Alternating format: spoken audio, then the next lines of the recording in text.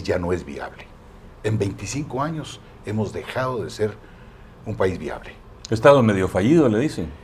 Yo no te diría si el Estado fallido es toda una concepción muy particular. Lo que te quiero decir el día de hoy es que tenemos un Estado o una nación que no es viable para nadie.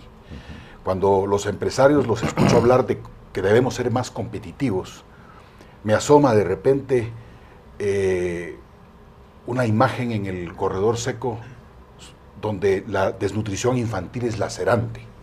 Y entonces yo pienso, ¿cómo podemos hablar de competitividad si tenemos a nuestros niños muriendo en el oriente del país y pareciera que a nadie le interesa y no pasa absolutamente nada? Pero tenemos un... Y eso es parte de lo que Mauricio hablaba, de que la aplicación de la justicia en el país no es cierta, no es certera. Nadie tiene certeza de que si va a ser juzgado en un tribunal se le va a aplicar el debido proceso, se van a poder presentar pruebas de descargo y se presentarán pruebas de acusación contundentes. Eso no existe en Guatemala. Nadie. En este momento se acaba de capturar la semana pasada al expresidente Portillo. Es una señal importantísima en la reformulación y reconstrucción del sistema de justicia en Guatemala. Quisiera que lo dejáramos lo del... Perfecto. Pero donde quiero ir es a lo siguiente, Alfred. Sí. El país hay que repensarlo. El sistema de justicia hay que reformularlo. Ese es el punto. Y el tema es que tenemos que partir de algo. En 25 años, a pesar de los avances, y yo no quiero ser absolutamente pesimista, a pesar de los avances, tenemos que reconocer que lo hemos hecho bastante mal. Tanto en todos los poderes fácticos del país. No solamente vamos a responsabilizar a la clase política, vamos también a hablar de la clase empresarial, vamos a hablar también de los sindicatos, vamos a hablar de la academia, vamos a hablar de quienes han ejercido el liderazgo estos 25 años y dónde estamos hoy. Las consecuencias de dónde estamos hoy son producto de las malas decisiones tomadas por las élites en este país. Y las élites han tomado una decisión equivocada, en principio, al tratar de manipular y de acomodar la justicia a sus particulares intereses. Bueno, yo diría que no solamente las élites, ¿verdad? Bueno, cuando hablamos de las élites, tenemos que ver cuáles élites, ¿verdad? Todas. Porque estamos hablando de todas, entonces, ¿verdad? Pero da la impresión que fuera nada más la élite empresarial, cuando en realidad son todas las élites. No, son todas, yo sí. no estoy particularizando en ninguna. 2 de cada 100 casos, licenciados, se resuelven favorablemente en las cortes de nuestro sistema. 2 de cada 100 casos. Dígame usted si eso no es realmente un estadio medio fallido o un sistema colapsado. Sí, bueno, primero me gustaría plantear algunas ideas que me parecen muy importantes y creo que en general coinciden con las apreciaciones de los colegas aquí presentes. Es decirles que la justicia es una condición necesaria para el disfrute de los derechos de las personas en una sociedad.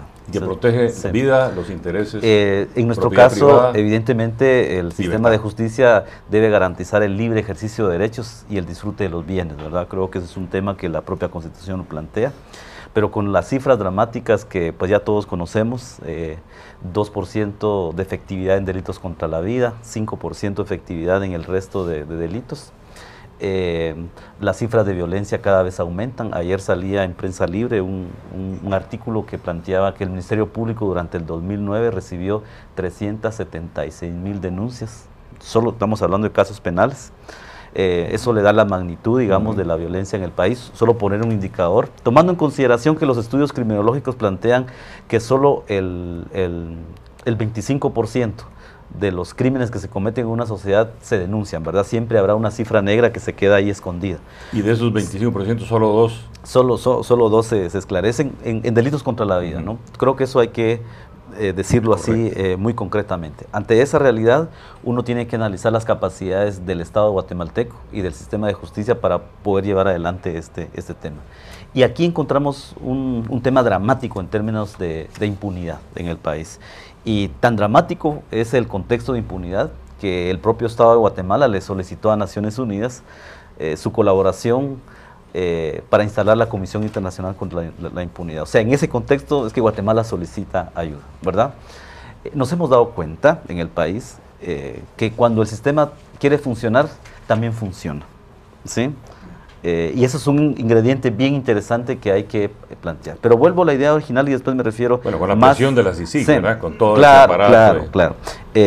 Decirle algo, ¿verdad? Que en los sistemas modernos, en los estados de derecho y las democracias que funcionan, la justicia o el buen funcionamiento de la justicia es un indicador, ¿sí?, de calidad de vida. ¿Sí? Esto es muy importante rescatarlo, ¿verdad? Porque si no rescatamos a la justicia como un elemento que da condiciones de disfrute, de derechos y de buena vida a los ciudadanos, creo que sí podemos perder justamente la dimensión de lo que implica esta circunstancia. 3 ideas muy brevemente para explicar nuestra visión de por qué estamos como estamos en materia de impunidad.